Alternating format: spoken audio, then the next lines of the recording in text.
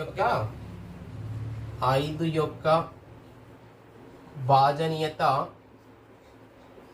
భాజనీయత సూత్రం. మరి 5 యొక్క భాజనీయత సూత్రం ఏంటో చూద్దాం. ఓకేనా? ఒక సంఖ్య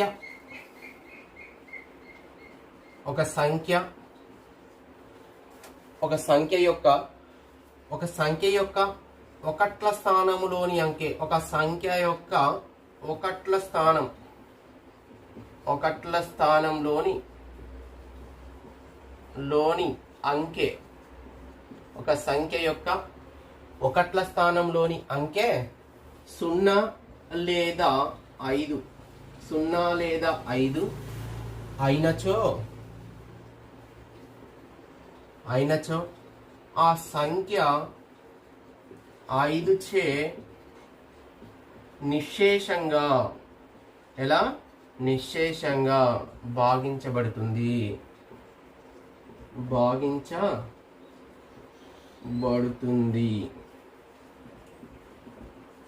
అవునా? ఒక సంఖ్య యొక్క ఒకట్ల స్థానంలోని అంకె అంటే ఒక సంఖ్యలో ఒకట్ల స్థానంలోని అంకె 0 లేదా 5 అయినచో ఆ సంఖ్య 5 చే నిశ్శేషంగా భాగించబడుతుంది. అంటే ఒక సంఖ్య లోపల ఉండేటువంటి ఒకట్ల స్థానంలోని అంకె 0 అన్న కావాలా లేదంటే 5 అన్న కావాలి. అట్లయితేనే ఆ సంఖ్య 5 యొక్క భాజనీయత సూత్రాన్ని పాటిస్తుంది. ఉదాహరణకు చూద్దామండి. ఉదాహరణకు 1795 ఉంది. 1795 5తో భాగించబడుతుందా అంటే భాగించబడుతుంది. ఎందుకు? ఈ 1795లో ఒకట్ల స్థానంలోని అంకె 5 కాబట్టి ఇది 5తో నిశ్శేషంగా భాగించబడుతుంది. ఓకేనా? ఫర్ ఎగ్జాంపుల్ ఇట్లా ఉంది, 2500 ఉంది. 2500 ఈ సంఖ్య 5తో నిశ్శేషంగా భాగించబడుతుందా అంటే భాగించబడుతుంది. ఎందుకు అంటే ఒకట్ల స్థానంలోని అంకె 0 కాబట్టి ఈ సంఖ్య 5తో నిశ్శేషంగా భాగించబడుతుంది. 10 యొక్క భాజనీయత సూత్రం. 10 యొక్క భాజనీయత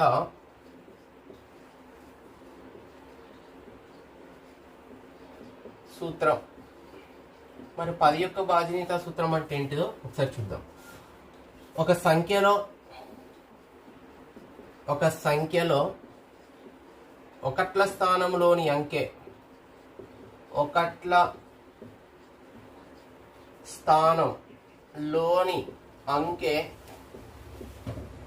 0 అయితే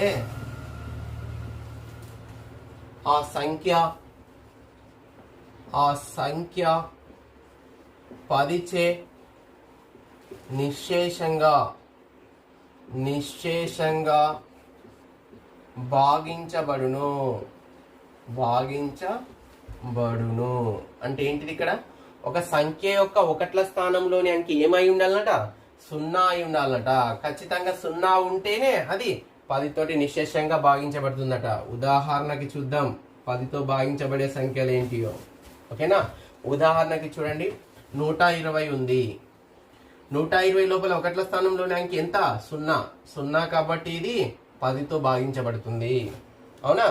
నెక్స్ట్ ఇంకొక సంఖ్యను తీసుకుందాం. 1700 ఒకట్ల స్థానంలోని అంకె ఎంత? 0 కాబట్టి ఏం చెప్పచ్చు? 10తో భాగించబడుతుంది అని చెప్పచ్చు. అవునా? అంటే సింపుల్. 5 భాజనీయత సూత్రం అంటే ఒక సంఖ్య యొక్క ఒకట్ల స్థానంలోని అంకె 0 గాని 5 గాని ఉండాలి. మరి 10 యొక్క భాజనీయత సూత్రం అంటే ఏంటిది? ఒక సంఖ్యలోని ఒకట్ల స్థానంలోని అంకె ఖచ్చితంగా 0నే అయి ఉండాలి. 0 ఉంటేనే అది 10తో నిశ్శేషంగా భాగించబడుతుంది, లేదంటే భాగించబడదు. ఓకేనా? మరి ఇక్కడ 10, 5 భాజనీయత ధర్మాలను చూసుకుంటే ఒక సంఖ్య 10తో నిశ్శేషంగా భాగించబడితే ఆ సంఖ్య 5తో భాగించబడుతుందా? భాగించబడుతుంది. ఎందుకు?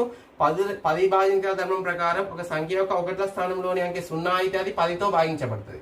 మరి 5 భాజనీయత ధర్మం ప్రకారం ఏంటిది? ఒక సంఖ్య యొక్క ఒకట్ల స్థానంలోని అంకె 0 గాని 5 గాని ఉండాలి. మరి ఇక్కడ 0 ఉన్నది కాబట్టి 5తో కూడా పోతుంది అన్నట్టే కదా. అంతే కదా? ఓకేనా? 4 యొక్క భాజనీయత సూత్రం.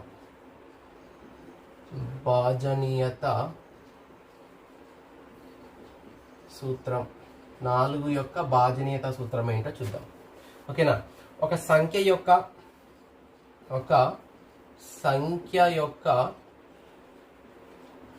చివరి 2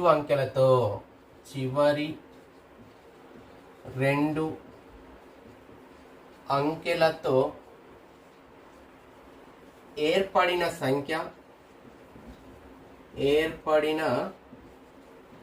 సంఖ్య ఒక సంఖ్య యొక్క చివరి 2 అంకెలతో ఏర్పడిన సంఖ్య 4 చే నిశ్శేషంగా భాగించబడితే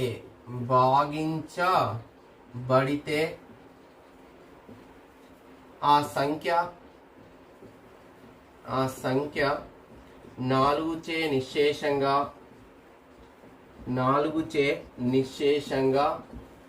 భాగించబడును.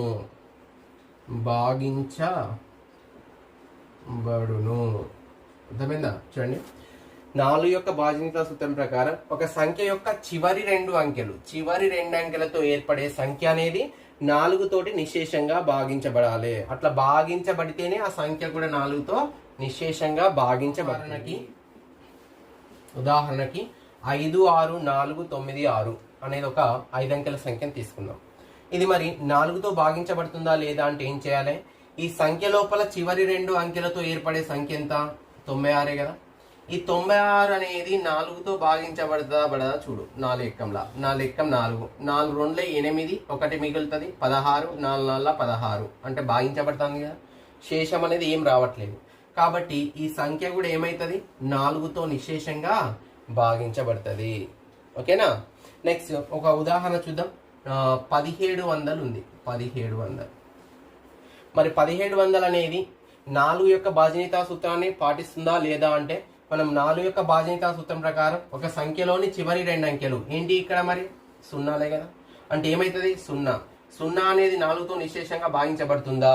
భాగించబడుతుంది. 4 ఎక్కం 4 4 0 0 అంటే నిశ్శేషంగా భాగించబడుతుంది. కాబట్టి 1700 కూడా ఏమవుతుంది? 4తో నిశ్శేషంగా భాగించబడుతుంది. 8 యొక్క భాజనీయత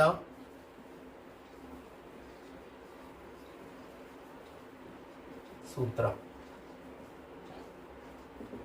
8 యొక్క భాజనీయత సూత్రం. మరి 8 యొక్క భాజనీయత సూత్రం అంటే ఏంటి అంటే ఇందాక 4 యొక్క భాజనీయత సూత్రం లోపల చివరి 2 అంకెలతో ఏర్పడే సంఖ్య 4తో నిశ్శేషంగా భాగించబడాలి.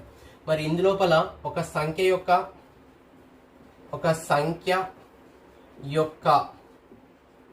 చివరి 4 భాజనీయత ధర్మం ప్రకారం చివరి 2 అంకెలు అన్నాం. 8 యొక్క భాజనీయత సూత్రం ప్రకారం చివరి 3 అంకెలతో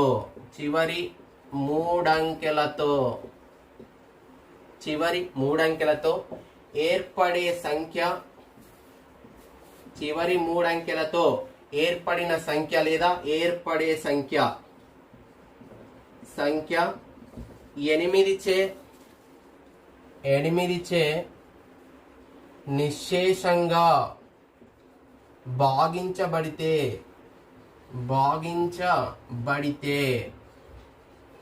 ఆ సంఖ్య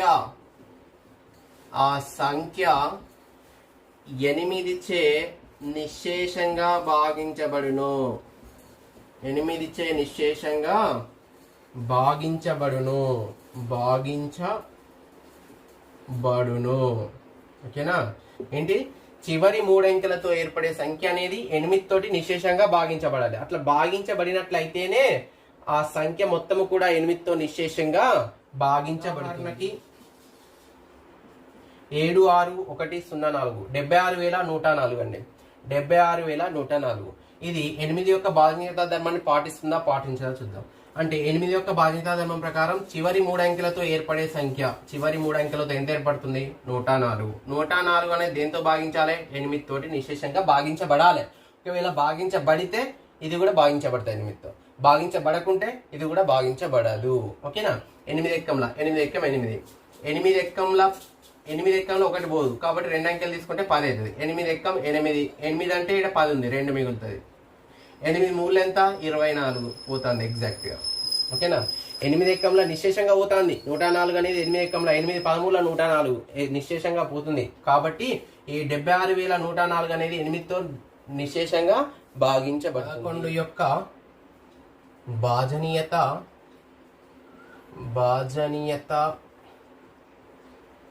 సూత్రం. 11 యొక్క భాజనీయత సూత్రం. మరి 11 యొక్క బాధ్యతా సూత్రం ఏంటి అంటే ఒక సంఖ్యలోని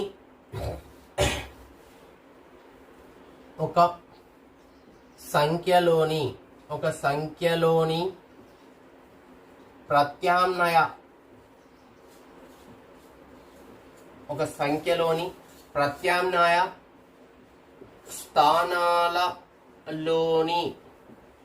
అంకెల మొత్తాల భేదం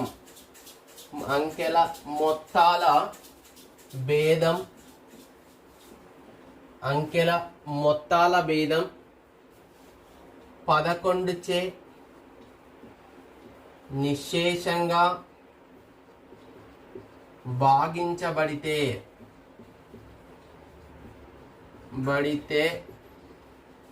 ఆ సంఖ్య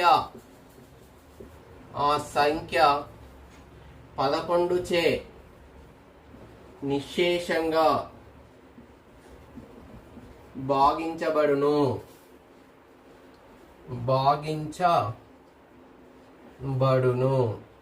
ఓకేనా? 11 యొక్క బాధ్యతా సూత్రం ఏంటంటే ఒక సంఖ్యలోని ప్రత్యామ్నాయ స్థానాలలోని అంకెల మొత్తం. ప్రత్యామ్నాయ స్థానాలు అంటే ఏంటి అంటే ఒక అంకెని ఇచ్చిపెట్టి ఒక అంకె ఉంటుంది కదా, అట్లా ఇచ్చిపెట్టినటువంటి అంకెల మొత్తం. ఉదాహరణకు ఒక నంబర్ తీసుకుంటున్నా, 1 2 3 4 3 2 1 అనేది ఒక సంఖ్య ఉన్నది. ఈ సంఖ్య లోపల ప్రత్యామ్నాయ స్థానాలు ఏంటో చూద్దాం. ఇది ఇది ఇది ఇది ఒక అంకెను ఒక అంకె బదిలి ఇంకొక అంకెకు గీత పెట్టినా నేను. ఓకేనా? ఈ గీత పెట్టిన అంకెల యొక్క మొత్తము, గీత పెట్టని అంకెల యొక్క మొత్తము, ఆ రెండిటి మొత్తాల యొక్క భేదం అనేది, వీటిని ప్రత్యామ్నాయ స్థానాలు అంటాం. ఓకేనా? Alternate digits, some of the alternate digits. ఓకేనా? ఒక నంబర్ లోపల సమ్ ఆఫ్ ఒక నంబర్ లోపల the difference of the sum of the alternate digits అని చెప్తాం. ఓకేనా? ఒక సంఖ్యలోని ప్రత్యామ్నాయ స్థానాలలోని అంకెల మొత్తాల భేదం, ప్రత్యామ్నాయ స్థానాల యొక్క అంకెల మొత్తం చూద్దాం. 1 + 3 + 3 + 1, నెక్స్ట్ 2 + 4 + 2. ఇవే కదా ప్రత్యామ్నాయ స్థానాలలోని అంకెల మొత్తం. ఇది ఈడ మొత్తం ఎంత వస్తుంది? 8. ఇక్కడ మొత్తం ఎంత వస్తుంది? 8. ఈ రెండింటి భేదం ఎంత? శూన్యం కదా, 0 కదా. కాబట్టి 0 అనేది 11 తోటి నిశ్శేషంగా భాగించబడుతుందా? భాగించబడుతుంది. 11 ఎక్కం 11 0 0. కాబట్టి నిశ్శేషంగా భాగించబడుతుంది. కాబట్టి ఈ సంఖ్య 11 తోటి నిశ్శేషంగా భాగించబడుతుంది. 6535 చూద్దాం. 6535 మరి భాగించబడదా ఒకసారి చూద్దాం. ప్రత్యామ్నాయ స్థానాల్లోని అంకెల మొత్తం అంటే ఆల్టర్నేట్ డిజిట్స్. ఓకేనా? ఇది వదిలేసి ఇది, ఈ రెండింటి యొక్క మొత్తం, ఈ రెండింటి యొక్క మొత్తం. 6 × 3 ఎంత? 9. ఈ రెండింటి యొక్క మొత్తం ఎంత? 10. ఈ రెండింటికి డిఫరెన్స్ భేదం ఎంత? 10 ఇట్లా కలిసి 9 పోతే 1 వస్తుంది. 1 అనేది మరి 11 తోటి నిశ్శేషంగా భాగించబడుతుందా అంటే భాగించబడదు. కాబట్టి ఈ సంఖ్య 11 యొక్క బాధ్యతా సూత్రాన్ని పాటించదు. 2 2 1. ఇప్పుడు ప్రత్యామ్నాయ స్థానాల యొక్క మొత్తం చూడండి. ఈ రెండింటి మొత్తం 3, ఈ రెండింటి మొత్తం 3. 3కు 3కు భేదం ఎంత? శూన్యం. 0 అనేది 11 తో నిశ్శేషంగా భాగించబడుతుందా? భాగించబడుతుంది. కాబట్టి ఈ సంఖ్య కూడా 11 తో నిశ్శేషంగా భాగించబడుతుంది. ఓకేనా? 8 6 8 7 ఉందండి. ఓకేనా? ఇది భాగించబడదా చూద్దాం ఒకసారి మరి. ఓకేనా? ప్రత్యామ్నాయ స్థానాల్లోని అంకెలు అంటే ఇవే కదా, వీటి యొక్క మొత్తం, ఈ రెండింటి యొక్క మొత్తం. 8 + 8 ఎంత? 16. ఓకేనా? 7 + 7 14. 14 × 6 ఎంత? 20. ఈ రెండింటి మధ్య భేదం ఎంత అండి? 20కు 16కు మధ్య భేదం 4. 4 అనేది 11 తోటి నిశ్శేషంగా భాగించబడుతుందా? మరి భాగించబడదు. కాబట్టి ఇది 78,687 అనే నంబరు కూడా 11 తోటి భాగించబడదు. 12 యొక్క భాజనీయత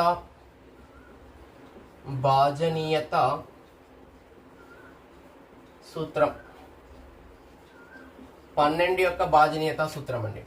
12ను ఏ రెండు సాపేక్ష ప్రధాన సంఖ్యల లబ్ధంగా రాయొచ్చు? 3 4 12 కదా. 3 4 12, 3 4 అనేవి పరస్పర ప్రధాన సంఖ్యలు లేదా సాపేక్ష ప్రధాన సంఖ్యలు. కాబట్టి ఏం చెప్పచ్చు? ఒక సంఖ్య 3 మరియు 4లచే నిశ్శేషంగా భాగించబడితే, ఒక సంఖ్య ఒక సంఖ్య 3 మరియు 4 లచే నిశ్శేషంగా భాగించబడితే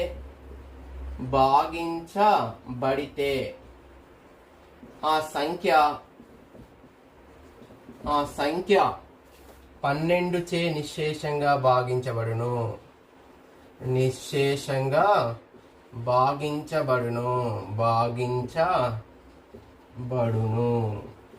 ఓకేనా? ఒక సంఖ్య అనేది 3 మరియు 4లతోటి నిశ్శేషంగా భాగించబడితే అలాంటి సంఖ్య అనేది ఏమైతుంది? 12తో కూడా నిశ్శేషంగా భాగించబడుతుంది. 96 అనేది తీసుకుంటున్నాం. ఇంకోటి 108 కూడా తీసుకోండి. 108 చూద్దాం. ఫస్ట్ మనకు 12 ఎక్కం రాదు. 12 ఎక్కంలో 96 వస్తుందని తెలియదు, 12 ఎక్కంలో 108 వస్తుందని తెలియదు అనుకో ఫర్ ఎగ్జాంపుల్. మరి దీనికి 12 భాజనీయతా సూత్రం అప్లై చేద్దాం. 12 భాజనీయతా సూత్రం అప్లై చేయాలంటే ఫస్ట్ 3 ఎక్కంలో పోతా చూడాలి. 3 ఎక్కంలో పోవాలంటే ఇచ్చినటువంటి సంఖ్య లోపల 3 ఎక్కంలో పోయే అంకెలను క్యాన్సల్ చేయి. 3 ఎక్కంలో 9 అనే అంకె పోతుంది, 3 ఎక్కంలో 6 అనే అంకె పోతుంది. కాబట్టి 96 3తో నిశ్శేషంగా భాగించబడుతుంది. నెక్స్ట్ 96 అనేది 4తో కూడా చెక్ చేయాలి.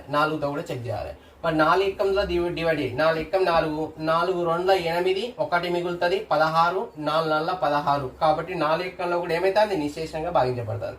కాబట్టి 96 అనేది ఏ సంఖ్యతో? 12 తోటి కూడా నిశ్శేషంగా భాగించబడుతుంది. ఓకేనా? నెక్స్ట్ 108 చూడండి.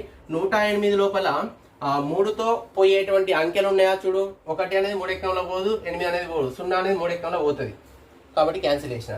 ఇప్పుడు ఏ అంకె కూడా పోదు. కాబట్టి ఏమైనా 2 అంకెలను కలుపు. ఈ 2 అంకెలను కలుపు. ఏమైనా ఒకటి 9 అంటే 3 ఎక్కంలో పోతుంది కదా. కాబట్టి క్యాన్సిల్ చేసిన. అంటే ఏ అంకె కూడా మిగలలేదు కాబట్టి ఇది 3 ఎక్కంలా నిశ్శేషంగా భాగించబడుతుంది 3 తోటి. అవునా? నెక్స్ట్ 108ని 4తో భాగించాలి. 4 యొక్క భాజనిక ధర్మం ప్రకారం ఏమిటిది? ఒక సంఖ్యలోని చివరి 2 అంకెలు అంటే చివరి 2 అంకెలతో ఏర్పడే సంఖ్య. 0 అంటే ఎంత? 8 కదా. 8ని 4తో భాగించు. 4 ఎక్కము 4 2 8 నిశ్శేషంగా పోతుంది 8 అనేది 4 ఎక్కంలో. కాబట్టి 108 అనేది 12 తోటి కూడా నిశ్శేషంగా భాగించబడుతుంది. 7 యొక్క భాజనీయత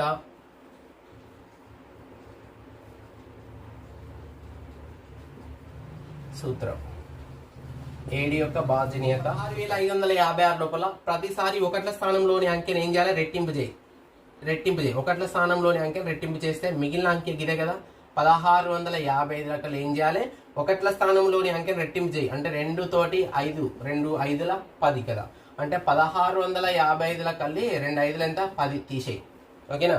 1ల స్థానంలోని అంకెను రెట్టింపు చేసి మిగిలిన అంకెలతో ఏర్పడిన సంఖ్యలో కలిసి దాన్ని తీసేయాలి. అంటే 1655 కలిసి 5ని రెట్టింపు చేస్తే 10 అవుతుంది. 10ని తీసేస్తే ఎంత? 1645. మళ్ళీ ఏం చేయి? ఈ 1645 లోపల ఏం చేయి? 1ల స్థానంలోని అంకెను రెట్టింపు చేయి. అంటే 5 2 10 అవుతుంది. 10ని ఏం చేయాలి? 164 కలిసి తీసేయాలి. 164 కలిసి 5 2 10 కాబట్టి తీసేస్తే ఎంత వస్తుంది మనకు? 64 కలిసి 10 అవుతుంది 54. ఓకేనా? మళ్ళా 1ల స్థానంలోని అంకెను రెట్టింపు చేయి, మిగిలిన లెక్కలు తీసేయి. అంటే 15 కలిసి 4ని రెట్టింపు చేస్తే 4 2 ఎంత? 8 పోతే ఎంత? 7.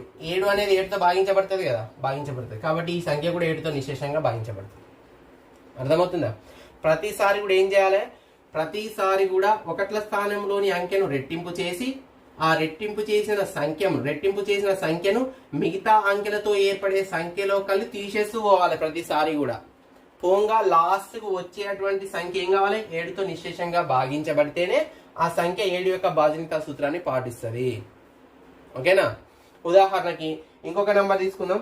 6853. ఇందాక చెప్పుకున్నాం 6853 4 అంకెల సంఖ్య. మరి దీనికి మెథడ్ అప్లై అవుతుందా కాదా చూద్దాం. ఇక్కడ చూడు, ఇందులోపల దీన్ని డబల్ చేసి ఇందులో కలిసి తీసేయి. 2 3 6. ఓకేనా? దీన్ని ఏం చేస్తున్నా? రెట్టింపు చేస్తున్నా కాబట్టి 2 3 6 ఇందులో కలిసి తీసేయి. పోతుందా? పోదు. కాబట్టి బాగా తెచ్చుకుంటే ఇక్కడ 7 ఉంటుంది, ఇక్కడ 15 ఉంటుంది. 15 6 పోతే 9, ఇక్కడ 7 ఉంది, ఇక్కడ 6 ఉంది. మళ్ళీ ఏం చేయాలి? 1ల స్థానంలోని అంకెను ఏం చేయాలి? రెట్టింపు చేయాలి. రెట్టింపు చేసి తీసేయి మిగిలిన అంకెల కలిసి. 2 9 18 తీసేయి. ఓకేనా? బారో తీసుకుంటే ఇక్కడ 5 ఉంటుంది, ఇక్కడ 17. 17 కలిసి 8 పోతే 9 ఉంటుంది, 5 కలిసి 1 పోతే ఎంత? 4 ఉంటుంది. 49 అనేది 7 ఎక్కంలో పోతా. 7 7 49 కాబట్టి ఈ నంబర్ కూడా 7 తోటి భాగించబడుతుంది. అంతే కదా. 14 యొక్క భాజనీయత సూత్రం.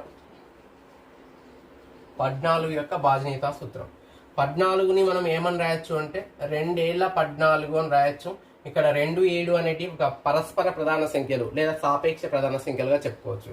అంటే ఏంటి, ఒక సంఖ్య అనేది 2తో గనక మరియు 7తో గనక నిశ్శేషంగా భాగించబడినట్లయితే, అంటే ఒక సంఖ్య 2 మరియు 7లతో నిశ్శేషంగా భాగించబడినట్లయితే ఆ సంఖ్య 14 చే కూడా నిశ్శేషంగా భాగించబడును.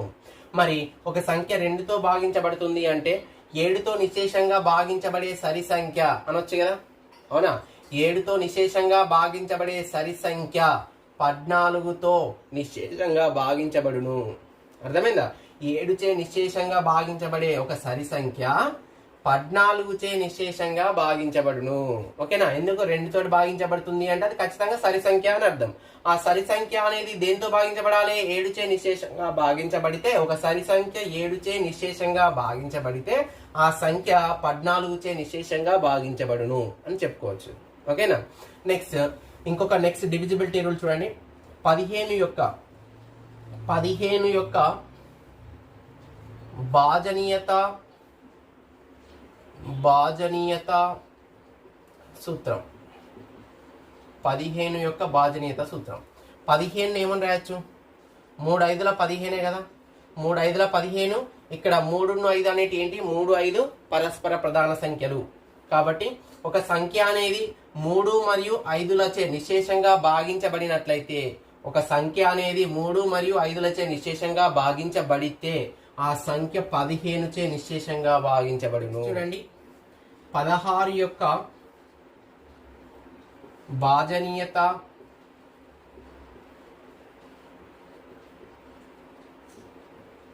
సూత్రం. ఇది సిమిలర్ గా ఉంటది 4, 8కి.